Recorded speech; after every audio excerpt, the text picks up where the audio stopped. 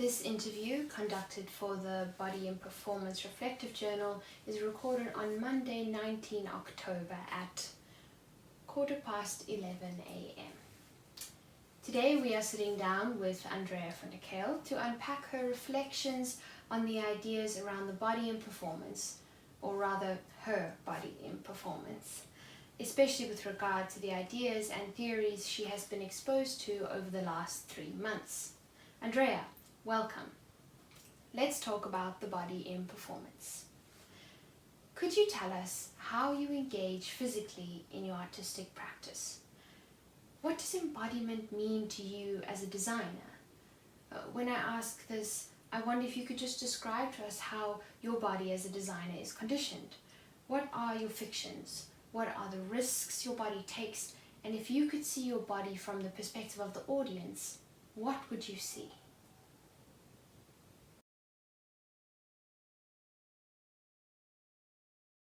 What I mean to ask is, how would you define the body in your artistic practice?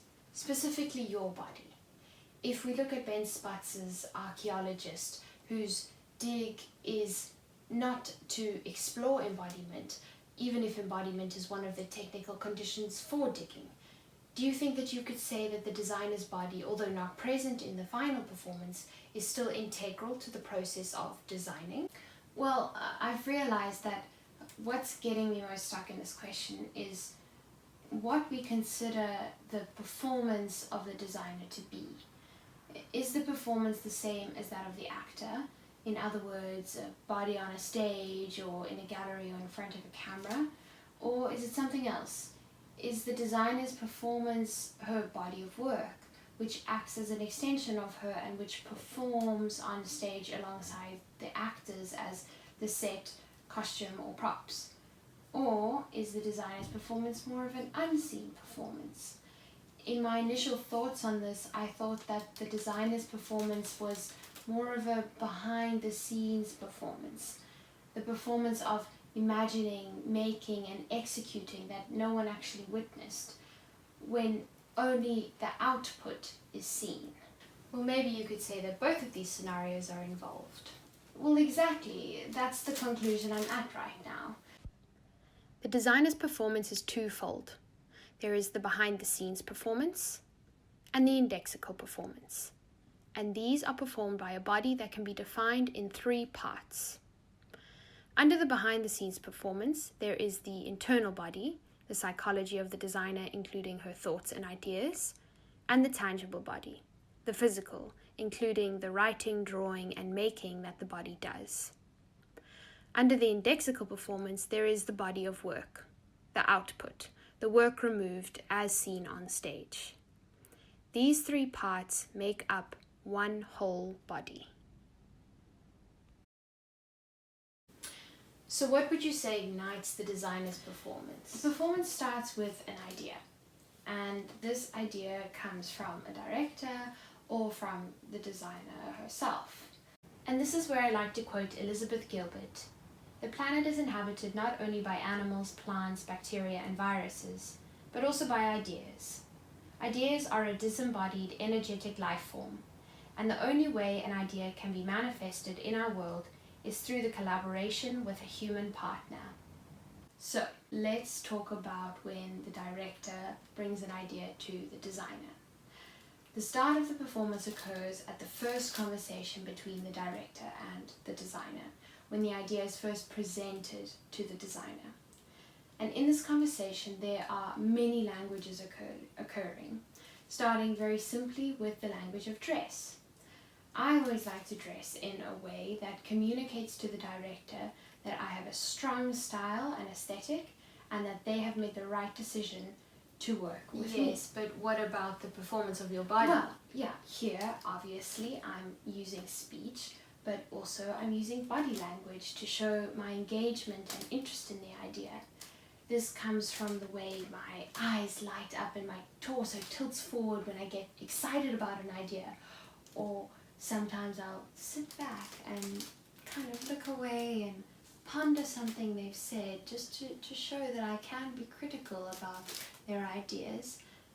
And sometimes I'll question part of their idea in a gentle yet challenging way to show that I can both be excited and still critical. While quite superficial, this is where the performance begins. So, we have this conversation, which has probably already begun to be translated into images, maybe already even on a page between the director and the designer, and a new language between them has already started taking shape, consisting of words, thoughts, and images. So that conversation in the behind-the-scenes performance involves only the internal body? Well, no, not only. But the internal body is more prominent initially because the idea is still very cerebral. It's important to remember that in there is a lot of translation occurring through these bodies.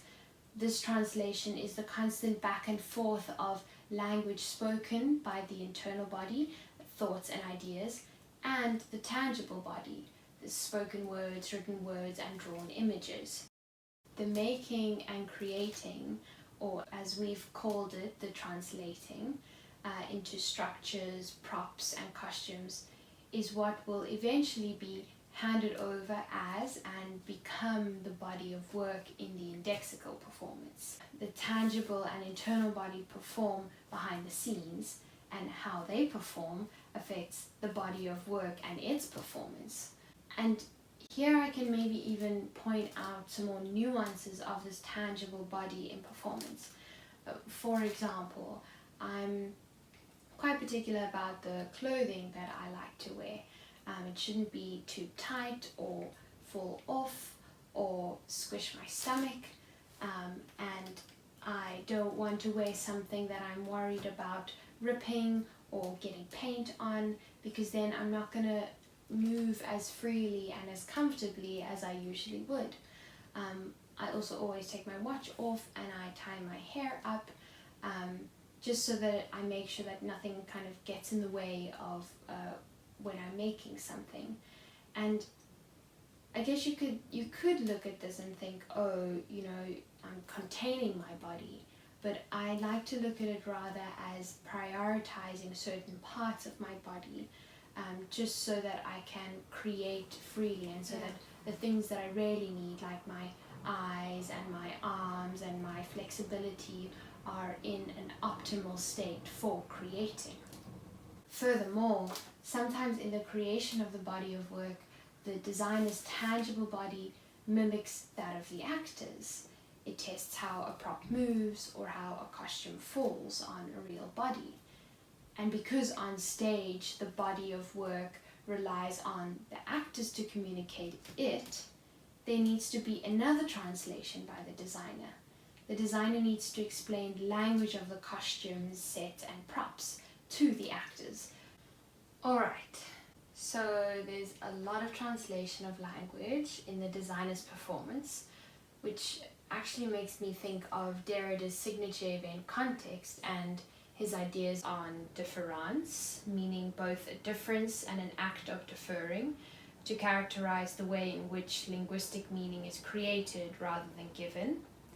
Logocentrism, the view that speech and not writing is central to language, and Derrida's echoing of Barthes's Death of the Author when stating that iterability and legibility of a signifier allows its divorce from its origin and an existence without its author.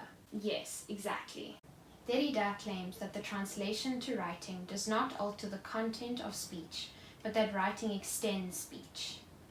Judith Butler and Peggy Phelan discuss gaps between representation and the real.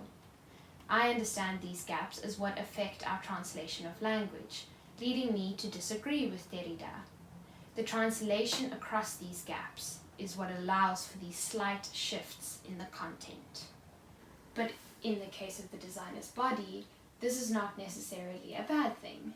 I think that this is the role of the designer, to engage with an idea by translating it into various languages so as to view the idea from multiple perspectives, resulting in a completely fleshed out idea, and finally communicate it in a language fit for an audience to understand and translate for themselves.